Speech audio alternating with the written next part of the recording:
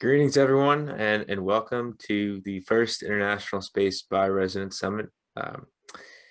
We're really excited to have you here and for today's conversation. My name is Coleman, and I also go by Kole, and I'll be your host today. And this entire presentation and each recorded presentation will be recorded and uploaded to YouTube and then sent to you via email afterward within the next few days. Yeah, so what is this Space Bioresonance Summit? It's this virtual 2-hour meeting where we all kind of like come together and really explore how humans and how we're applying this bioinformatics software, AOScan and bioresonance methods and data and to develop our research methods and the practice to better monitor human health and that of other organisms. And so each year we come together and we convene and we discuss how we're applying this through the research and in the field.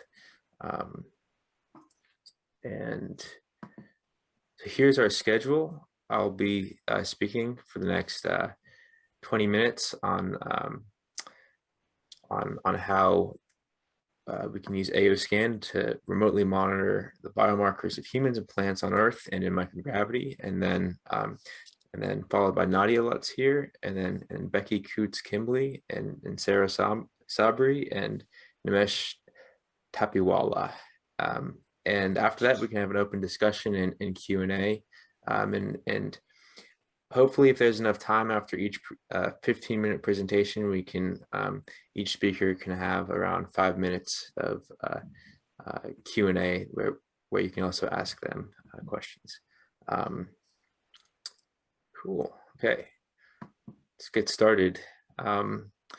So here's a slide on electromagnetic fields and longitudinal waves and frequencies of living systems. And so what we know is that when cellular electromagnetic communication or vibrational frequencies, when they become disrupted by diet, stress, emotion, injury, or the environment, there are all these symptoms and diseases that begin to appear, and these healthy frequencies deviate farther from the norm, and so this is observable and detectable remotely. And so when there's this disturbance in a force, I'll say there's this measurable longitudinal or scalar wave that propagates outward, and it radiates into this so-called zero-point energy field, or ZPF. And so we know that living systems were both very sensitive to electric fields and the magnetic fields. And so this... Hi, I'm on a Zoom call for the... Okay. Yeah, okay. And so this AOScan and bioresonance measures both the magnetic and the electromagnetic vectors and frequencies. Okay, and each organ and organism or material, they radiate, but then they also absorb these energies that exhibit these particular geometrical and properties and frequencies and radiations, and that's primarily from all these atoms inside of organisms that are continuously moving. And so we know that when material or substance is more stiff, it has a higher frequency, and when it's heavier, it generally has a lower frequency. And it's also been proposed that these magnetic scalar waves, or they provide the voltage during the DNA writing process to allow cellular charges to be read after the hydrogen bonds are temporarily removed inside the DNA writing process. And there's all sorts of research studies on our website on the science section too. So what is this? What is AOScan and this digital body analyzer that is the primary bioinformatics software we'll refer to, that was designed, developed, and operated by Solex LLC, which is an international corporation that built AOScan in 2018. And so it's digital voice and body analysis software that provides these safe, non-invasive remote scans up to 3 minutes in length. So there are these Russian and German biophysicists who identified 120,000 human frequencies, and within a few years after 2018, this company has received so much interest and has over 20,000 users, and possibly a lot more now. And so there's a lot of interest and potential to benefit life here.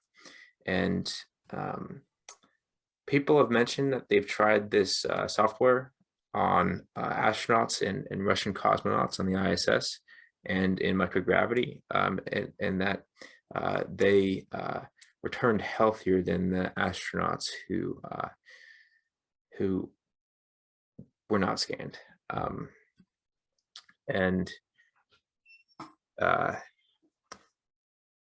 So I figure it's great to yeah, instead of let's see, forgot to open up the vitals, or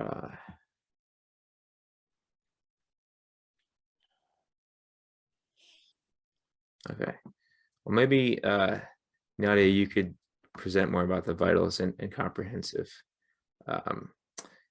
but yes. Can we talk about it now while you open it? If you could prepare it and open it, that would be great. And then I'll kind of speak to more about some of the science here during your time slot and presentation.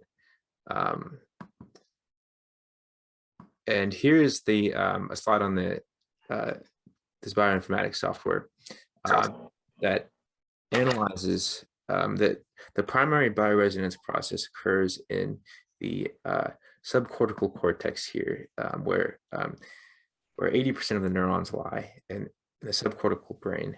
And yeah, there are 3 techniques employed: bioresonance recognition, comparison, and sympathetic vibratory physics. And so the vitals report generates over 600 biomarkers across 26 categories and scans over 3,000 items and references 80,000 acupoints or acupressure points inside the human body, and analyzes 250,000 pieces of data.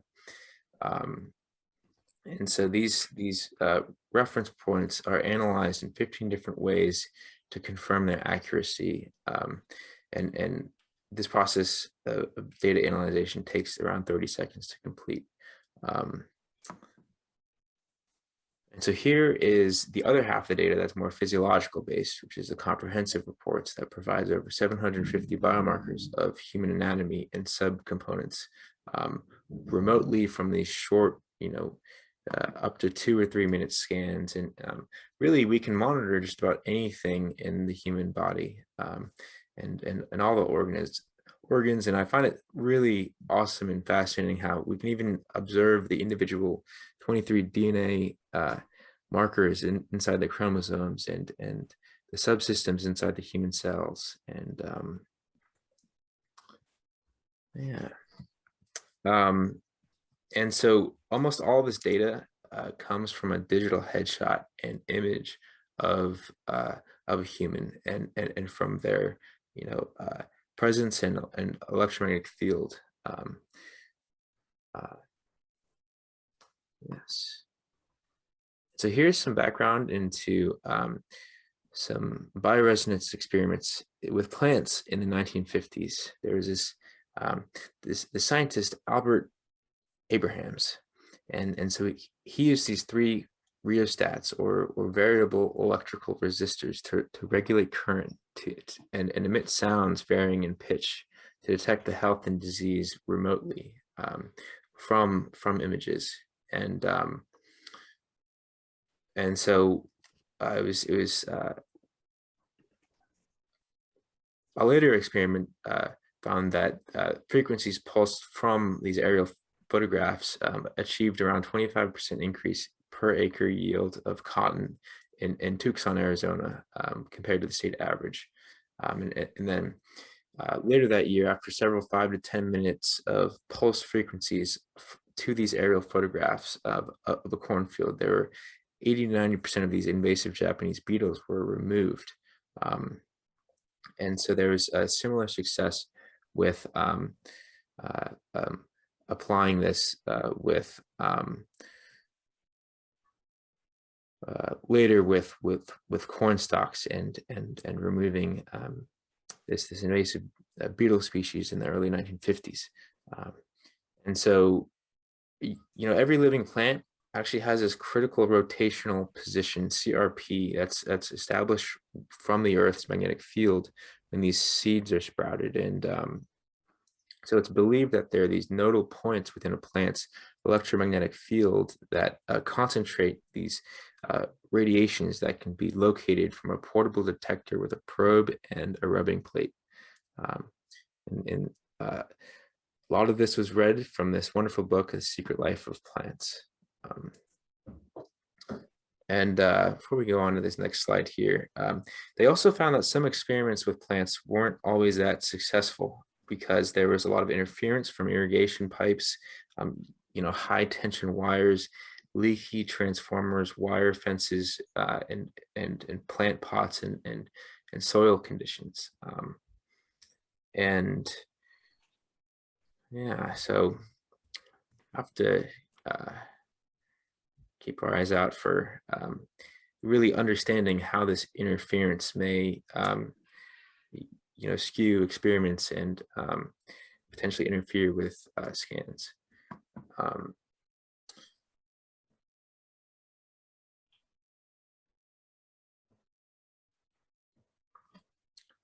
So here's a slide on this that was developed from this scientist known as Thomas Hieronymus, who claimed to remotely observe the physiological changes of Apollo 8 astronauts from photographs. Him and his wife in 1968, they used this radionic device to measure 35 wavelengths from astronauts' organs on the first humans to orbit the moon and another world. They claim to be able to track and monitor the physiological functions from Earth to the moon and back, and also measure the effects of the high G stress on astronauts during takeoff and re-entry as well, in addition to the zero G environment effects for extended periods of time. And here's the a photo of him here on the bottom left, and the frequency analyzer device that he developed here in the middle, along with his a lot of the handwritten data and table of the how he kept documenting the astronauts' health. And so he found that when the astronauts were on the far side of the moon, outside of the line of sight, the analyzer could measure the biomarkers from the that were received to the frequency analyzer, suggesting that these waves, they either pulsed through the moon or around or found some way back to the receiver. But so the research also suggested that the electromagnetic energy received what was possibly in close association and carried on sunlight rays. But further research will be necessary. So there's a lot of factors that have contributed to biofrequency analytics and what we're doing. We're a global research organization and a SaaS company and a biotech startup that we really plan to, we're interested in significantly developing and expanding and enabling access to the software and developing the research around it through our mission to and vision here, to really identify and analyze and enhance majority of human frequencies and that of other organisms to improve the quality of life throughout our host star system here. So there's been minimal peer-reviewed open access research on these AO-scan biomarkers and bioresonance software in general that we'd really like to objectively quantify the accuracy and and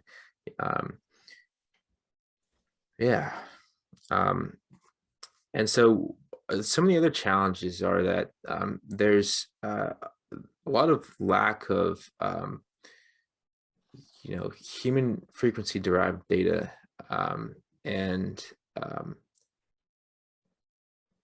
then there's everyone generates these so much data that that a lot of these the frequency based biomarkers and data they tend to sit inside a database, and the research community and the global community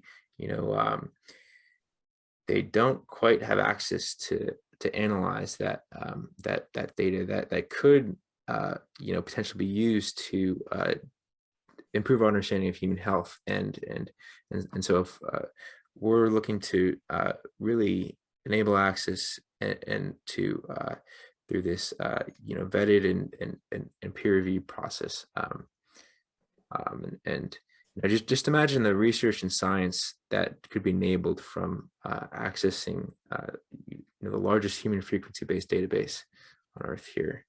Okay, we'll try to speed things up here. I know we're here are some of our active research projects ongoing and that we plan to publish in 2022 that we'll speak to further on. We're a team of around 10 researchers, and we have 5 active pilot studies ongoing and over 75 scans so far. Here's a slide on one of the experiments to evaluate the accuracy and efficacy of this software to monitor the neurological biomarkers. And so we're really looking to compare these biomarkers with EEG data, and partner with colleagues in institutions and organizations who do brain scans. And so each comprehensive scan generates over 110 brain biomarkers. And so we'd really be looking to conduct these scans very close to the EEG and compare them with neuroscience software. And so hopefully we'll plan to conduct some scans on some analog astronauts in spring 2022. Here's another experiment on pulse remote frequencies with AO-scan and bioresonance to monitor microgreen plants. It's a recent initiative and ongoing 3-month microgreen plant experiment that will largely be taking place in early 2022. And we're really looking to quantify the effects of these pulse frequencies and imprinted water on digital images with AO-scan software. Let's see. Okay. And if you're interested in getting involved in co-authoring, we'd love to discuss collaborating with you. And here's some tapping here. Disturbance of the microphones.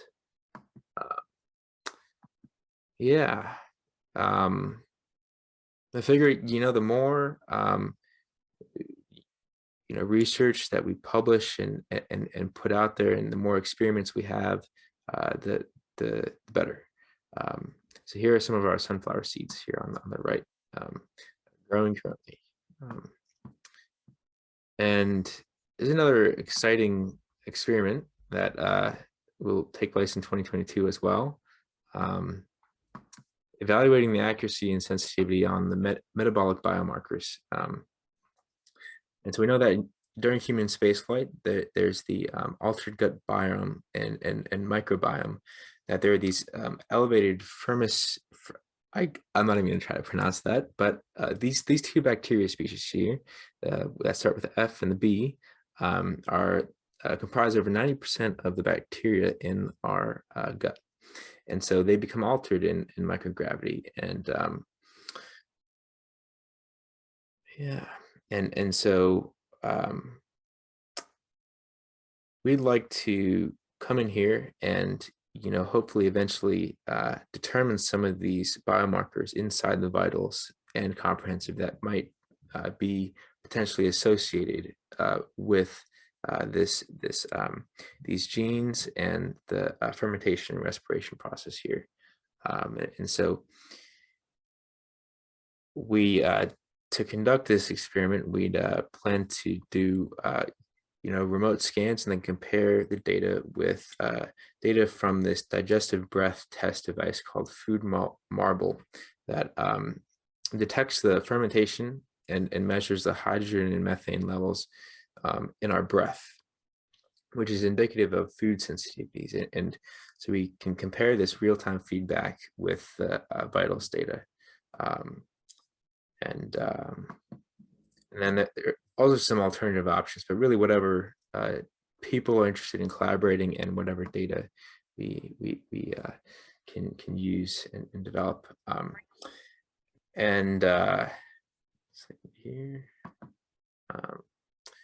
Here's a slide on a recent experiment we did, and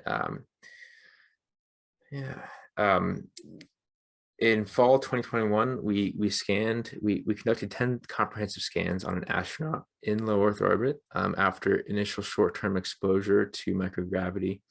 And the middle column here indicates the biomarkers that are out of balance, that were below 3 or above 7 for at least 4 days. And and so here we can see that a lot of the biomarkers associated with the right eye, the arteries in the right leg and arteries in the head were out of balance, and also in the brain and the veins in the lower body, and but not many in the upper body. And so it's believed that there could be a potential association and correlation with some of these physiological biomarkers with the fluid shift and SANS symptoms and swelling of the optic disc. So here are some expanded applications. There's so much potential here, and look forward to hearing more about what you guys plan to do and some of the research you work on and methods. And so if part of what the conundrum is, if these pulse frequencies, they travel along these waves, it might not be that difficult to actually encode ones and zeros into these electromagnetic waves and utilize this untapped electromagnetic spectrum. And if the electromagnetic waves are the primary method involved in this energy and information transmission, we know that electromagnetic waves travel around 384,000 miles per hour, which is around 0.05% the speed of light.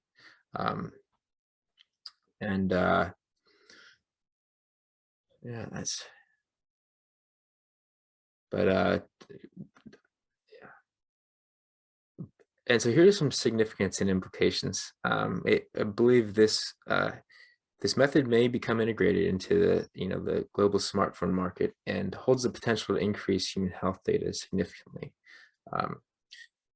And there's so many questions that come to mind too. Could we apply this method to quantify the biomarkers of plants and other organisms on other planets and star systems? And yeah, anyways, we'd love to discuss collaborating with you and think that you could really help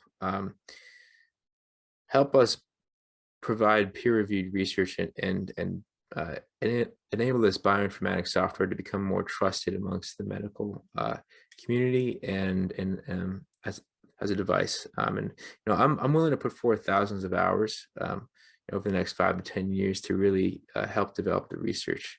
And so we hope you'll consider collaborating with us, and look forward to really democratizing access to the software and the frequency-based data of astronauts and humans and other organisms. So thank you for your time and listening.